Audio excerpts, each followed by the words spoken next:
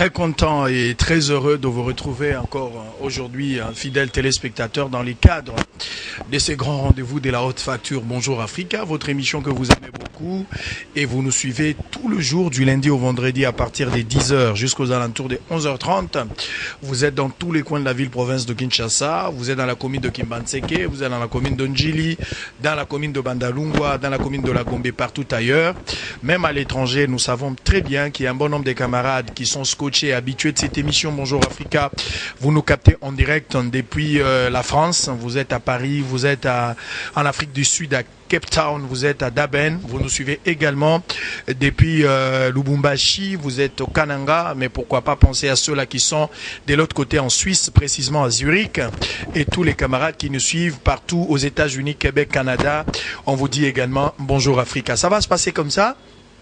Aujourd'hui, nous délocalisons notre plateau, chose dont vous n'êtes pas habitués avec, parce que d'habitude nous passons cette émission sur nos plateaux d'Africa Télévision, mais aujourd'hui, un jour très spécial, on a laissé Africa Télévision, nous sommes sur terrain et en direct bien sûr, pour vous présenter cette émission, parce que Africa Télévision reste une grande famille et une grande équipe. Ça va se passer comme ça. Nous sommes ici pour vous faire vivre l'ambiance. Il y a une conférence biblique qui commence aujourd'hui. Vous êtes en train de nous suivre, fidèles téléspectateurs. Nous sommes en direct, comme vous pouvez le constater. Il est 10h à ma montre.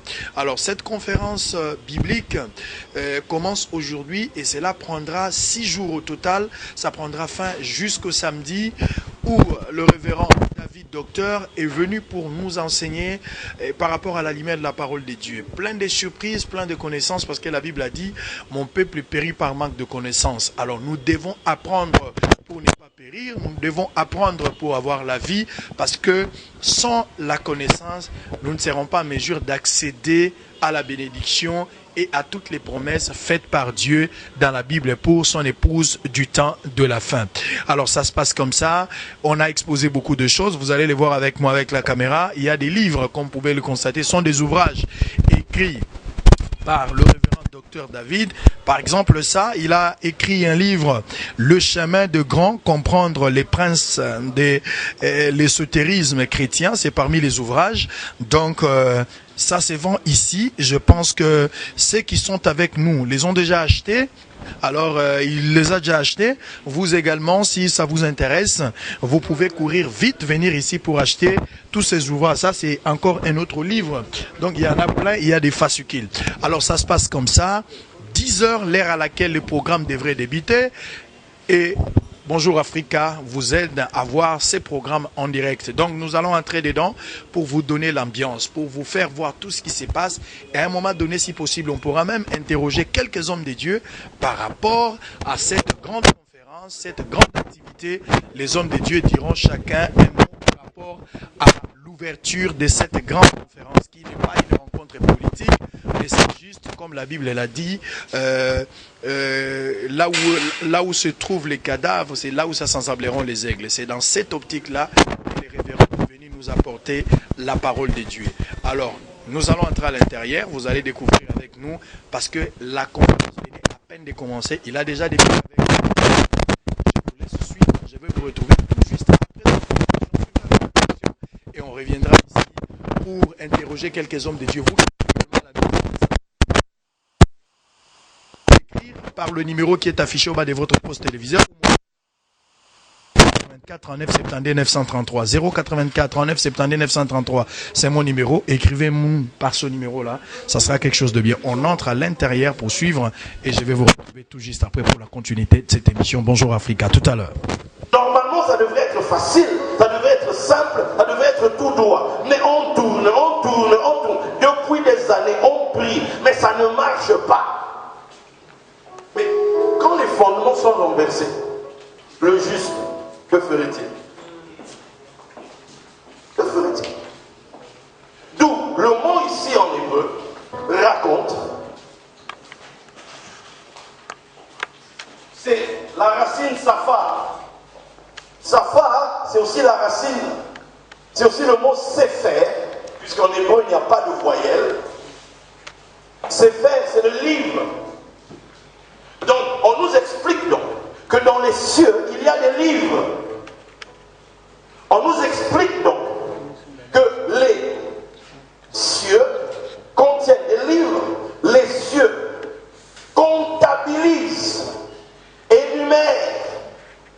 la gloire de Dieu.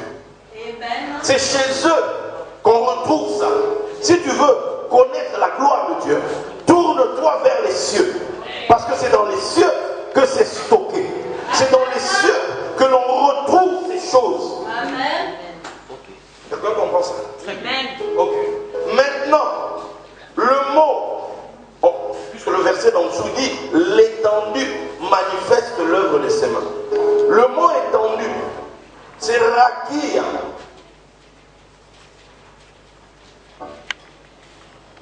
Rakia ici, c'est le mot que l'on retrouve pour la première fois dans Genèse, hein? Là où Dieu dit, il sépara les eaux d'en haut et les eaux d'en bas, et il mit une étendue au milieu. Cette étendue-là, c'est rakia. C'est dans rakia que se trouvent les étoiles.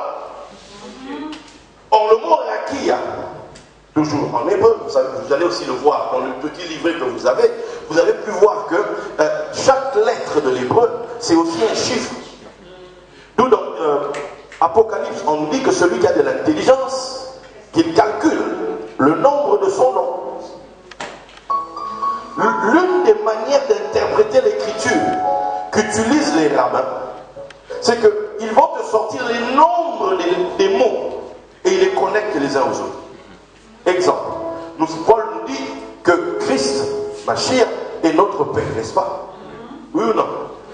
Bien. Maintenant en hébreu, Mashiach c'est 52, Shalom, paix, c'est aussi 52. Voilà pourquoi ils disent que Mashiach égale paix. Vous avez compris ça? Voilà. On découvre qu'il y a en Israël, parmi les Juifs, beaucoup de scientifiques. Pourquoi? Dès leur enfance, ils traitent avec des lettres et des chiffres. Donc leur tête est formatée depuis la jeunesse par rapport à ces choses. Mais nous, depuis qu'on a pris la Bible là, continue.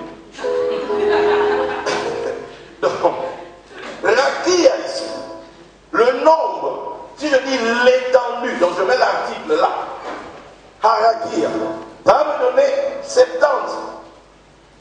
Or 70 en Israël, c'est un mot, c'est un nombre qui désigne, premièrement, directement, le mot sod qui signifie secret. Et vous allez entendre parler pendant toute cette semaine. Vous sortirez d'ici entouré de 70. Quelqu'un me comprend? Voilà, secret.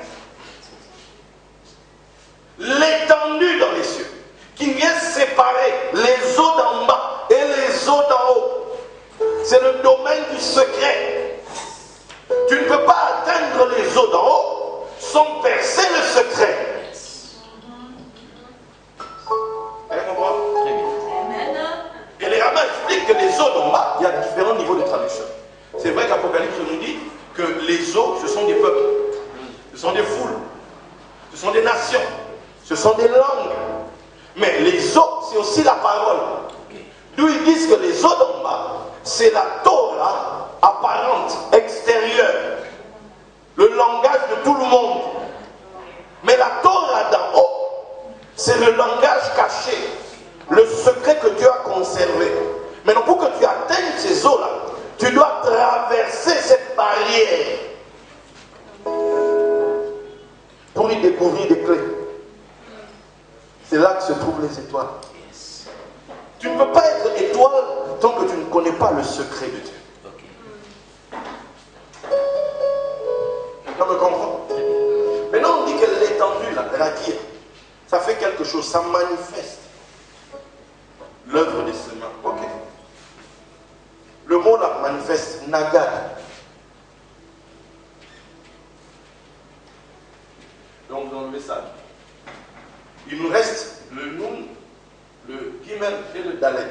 C'est facile. Si je le lis comme ça, le dalet ici c'est une porte qui donne accès à quoi? Au Gan. Gan c'est le jardin. Ou ah non, vous êtes déjà KO maintenant.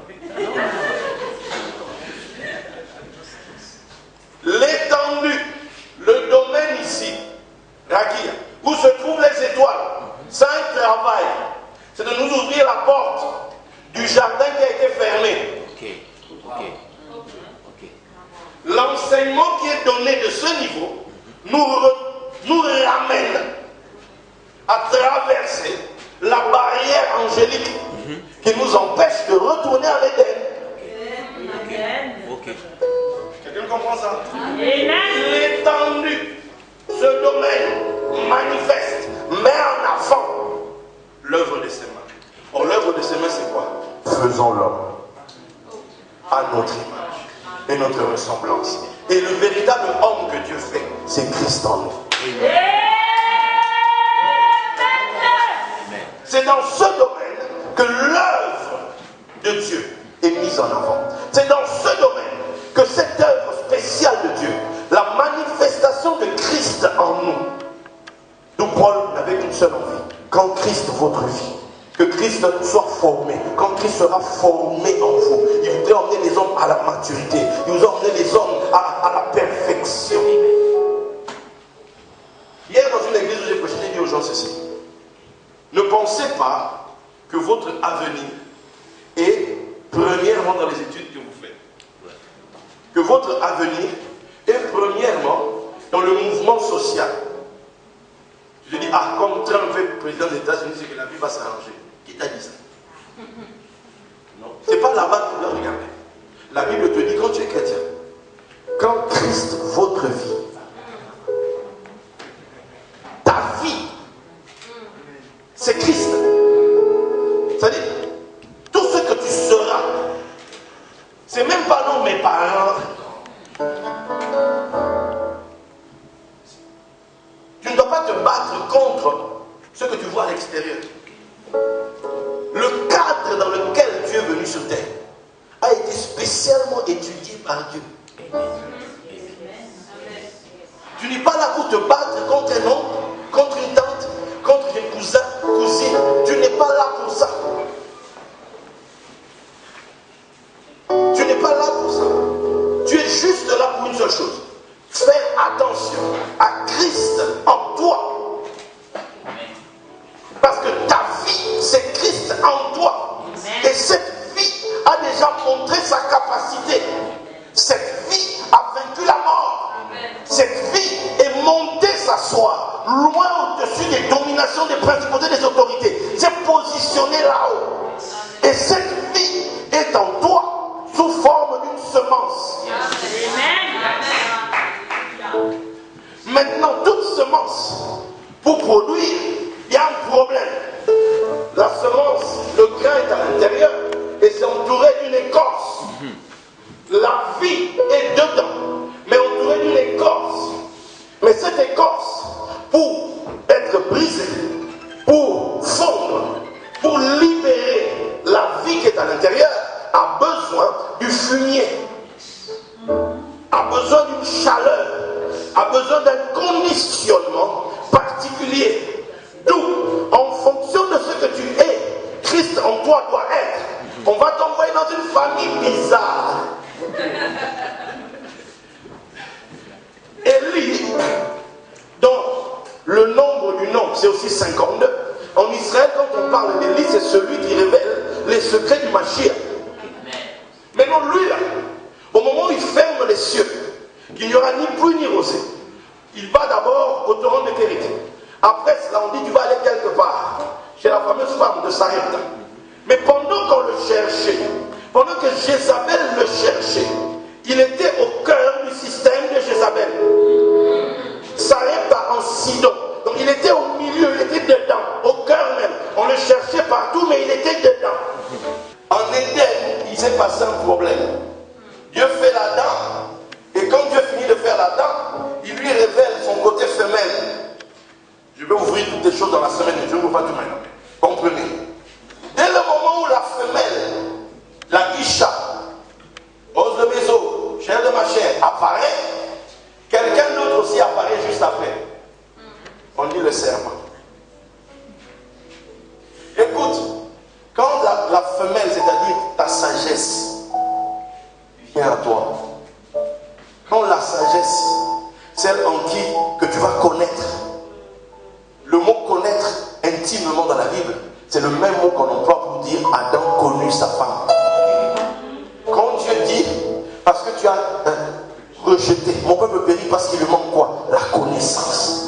C'est-à-dire c'est cette profondeur. La Torah qui est là est comme une femme que tu dois connaître.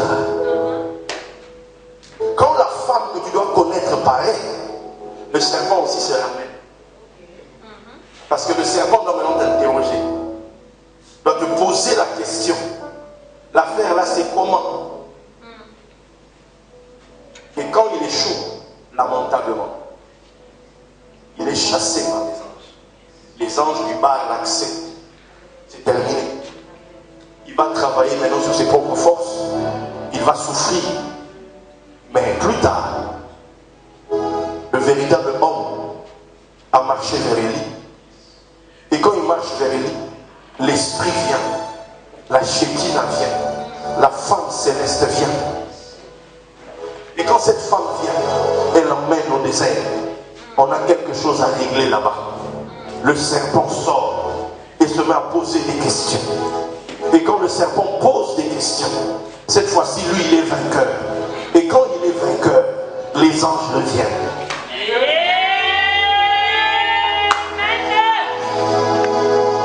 Ta vie n'est pas censée ressembler à quoi elle ressemble aujourd'hui. Pourquoi? Parce que tu refuses la stratégie divine. La stratégie de Dieu, ce n'est pas que tu multiplies des prières. La stratégie de Dieu, c'est que tu acceptes son instruction. Que tu acceptes là où il veut t'emmener. Tout ce qu'il veut faire, il veut que tu reçoives l'instruction du domaine du harakia, du domaine du secret. Que tu reçoives cette dimension de la connaissance qui vient du delà du voile.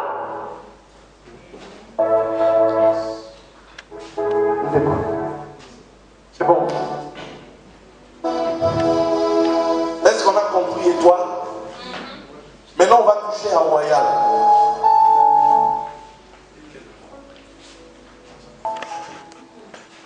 Après, quand tu as fait silence autour de toi, tu dois être un taureau, le travailleur, celui qui laboure la terre. Celui qui laboure la terre pour que tu deviennes le maître, l'enseignant. Parce que là où est le taureau, là se trouvent ceux qui sèment la semence. Après, tu dois être l'homme à la cruche pour arroser la semence, pour déverser les eaux d'en haut. Je parle à qui ici? Et après, l'aigle, pour que tu ailles de plus en plus haut, pour que tu voies de plus en plus loin, pour que tu découvres des choses que nul n'a vues avant toi, que tu sois un précurseur, que tu sois celui qui est en avance par rapport aux autres. Étoile royale, voici historiquement l'histoire des étoiles royales.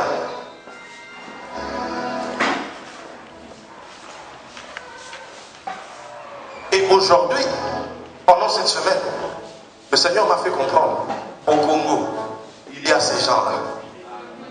Je suis venu pour les rassembler. Parce qu'au mois d'août, j'ai vu l'étoile de notre drapeau couchée à terre. Et des gens essayaient de ranimer ça avec des bougies. Pourquoi veux-tu utiliser une bougie pour une étoile?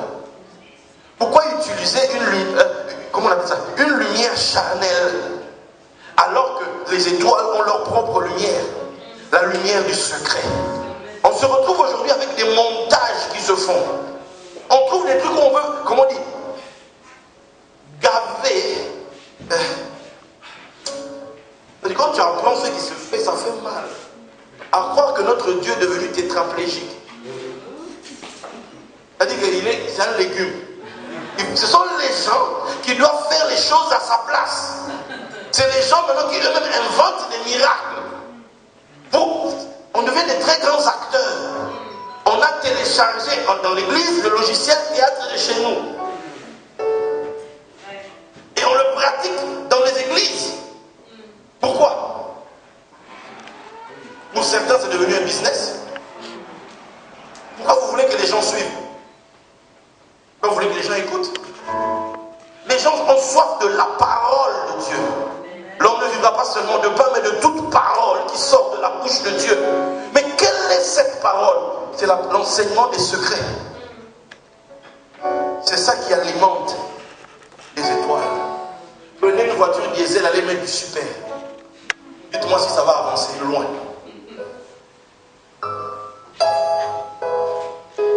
Pourquoi amener un feu étranger quand on a notre propre feu, quand on a notre propre sagesse, notre propre instruction?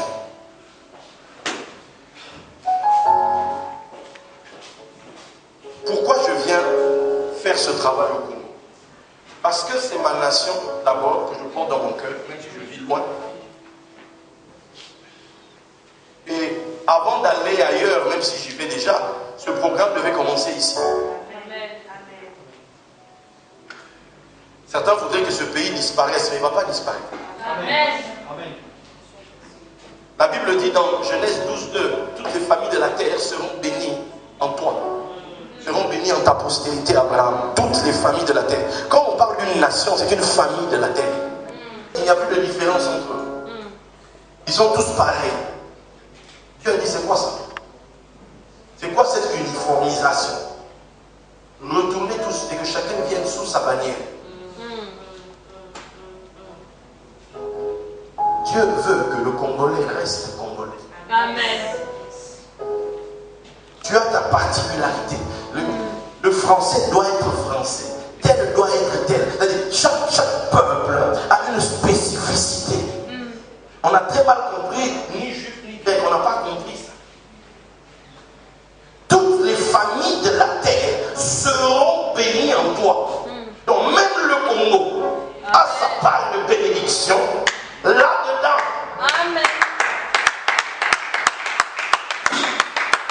Tellement de peuples ont existé et ont disparu. Mais moi je crois et je dis que ce pays, cette nation disparaîtra. Amen. Pourquoi? Parce que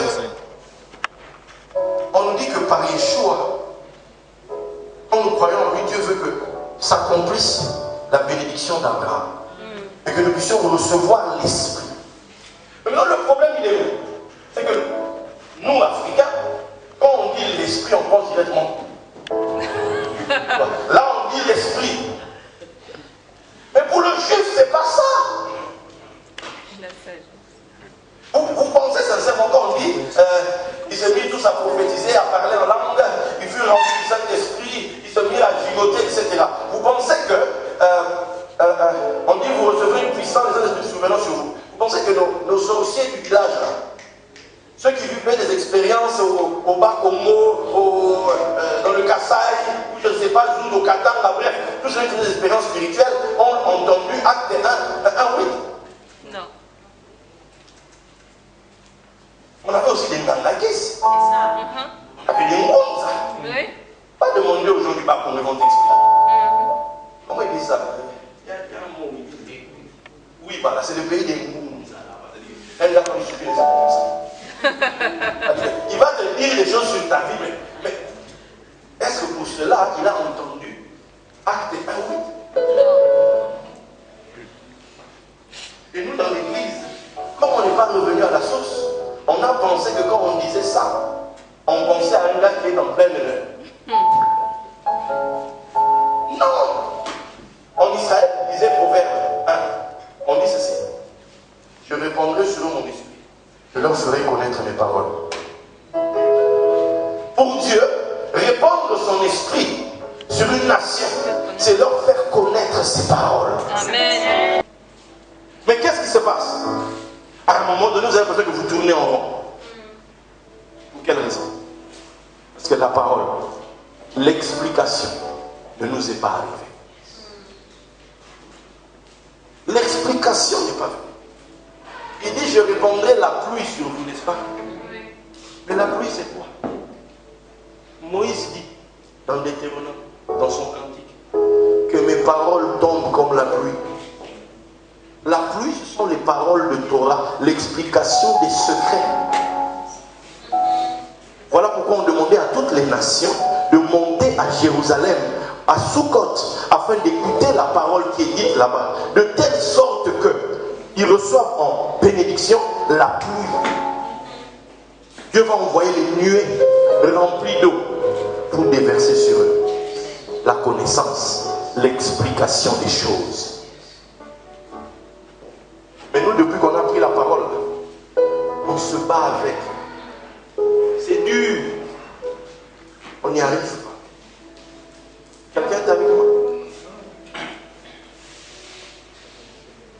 Je vais vous donner une parole que j'ai reçue il y a quelques jours. Hier, je suis allé prêcher dans une église où j'avais prêché la dernière fois, il y a 3 ans. Et je leur ai dit, je viens chercher quelque chose ici. Il y a dû produire du fruit. J'ai prêché, ça s'est super bien passé. Et puis, paf, quand je suis assis dans le bureau du pasteur, c'est monté en haut. Je vais vous partager ça. Et on ira... Quelqu'un me dit l'heure? Ok. Et on ira sur la pause pour laisser les autres prendre la place. La Bible dit ceci. Que quand les frères de Joseph sont venus vers lui, Joseph, quoi qu'il les comprenait, leur parlait par un interprète. Oui ou non? Oui. Dans le verset. Genèse 42, verset 23. Mais eux, quand ils sont venus, ce n'était pas leur frère. C'était un Égyptien qui était là. Un Égyptien qui avait un nom d'Égyptien. Saphna-Panéa, nom donné par Pharaon lui-même. Ils entendaient ce gars-là parler égyptien. Et quand eux parlaient dans leur langue hébraïque, lui les entendait, mais faisait comme s'il ne comprend pas. Il avait un interprète. Vous vous souvenez? Comprenez bien ce que je veux dire. Donc on a un hébreu que ses frères ont vendu, qui se retrouve parmi les Égyptiens. Et là où il se retrouve, on change son apparence. Là où il se retrouve, on lui donne une nouvelle langue. Là où il se retrouve, on lui donne une femme. On lui donne toute la gloire de l'Égypte. On lui donne un nom, une nouvelle nationalité. Quand tu le regardes, tu ne vois plus l'hébreu. Et quand les Hébreux eux-mêmes viennent, ils ne voient pas en lui l'hébreu. Ils voient un Égyptien. Il leur parle en égyptien. Mais un jour, quelque chose se passe. Genèse 45. Joseph n'en peut plus. Il les a tellement éprouvés. Il les a tellement testés. Il les a tellement testés, éprouvés, testés. Et là, qu'est-ce qui se passe? Il dit, on va arrêter de blaguer. On va arrêter de jouer. Les gars, venez, c'est moi. On va faire tomber le masque. Je suis Joseph, votre frère. Et puis il dit, mon père, comment va-t-il? Eux-mêmes le regard, il dit, quoi? Cet Égyptien parle hébreu.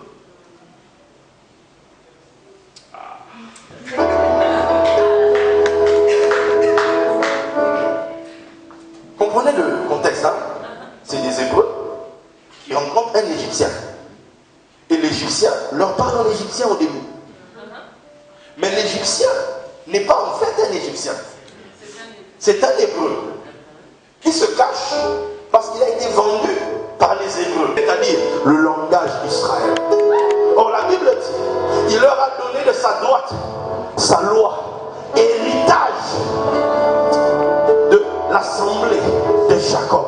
Le mot assemblée, Keïla, c'est église en français. Il y avait déjà l'église, c'est l'assemblée. Or l'assemblée de Jacob, on les reconnaît à une chose, à la Torah. Torah c'est quoi? Ah, il est quelle heure? 45. Je ne peux pas faire la démo de la Torah maintenant. Je ne peux pas la faire. Je vous la donne juste là. Et puis, vous êtes d'accord qu'on revienne après? Oui. Est-ce que vous serez là? Oui. Torah, le mot héritage, en hébreu, il y a 2 mots pour héritage qu'on utilise souvent. C'est moracha et Nachala, Moracha. Depuis Nachala. Nachala, c'est l'héritage qui vient vers toi comme un fleuve. Puisque tu as un Nachal, fleuve. Donc, tu ne travailles pas pour ça. C'est un fleuve. C'est là, ça se remplit tout seul. Tu n'as pas d'effort à faire pour ça. Mais la Bible parle, quand il traite de héritage, c'est Moracha. Moracha, on dit, c'est comme quelque chose que ton père t'a laissé. Mais pour que ça continue, tu dois y travailler. Pour que ça continue à produire des intérêts. Si tu laisses tomber, c'est mort. On dit que la Torah, Torah signifie enseignement. En hébreu, il y a plusieurs mots que nous on a traduits bêtement dans nos Bibles par loi. Donc quand quelqu'un vient parler de ces choses, on lui dit, tu veux nous faire judaïser? Non! Jusqu'à quand tu vas garder ton masque de Safnapanea parmi les nations? Quel jour tu vas leur dire?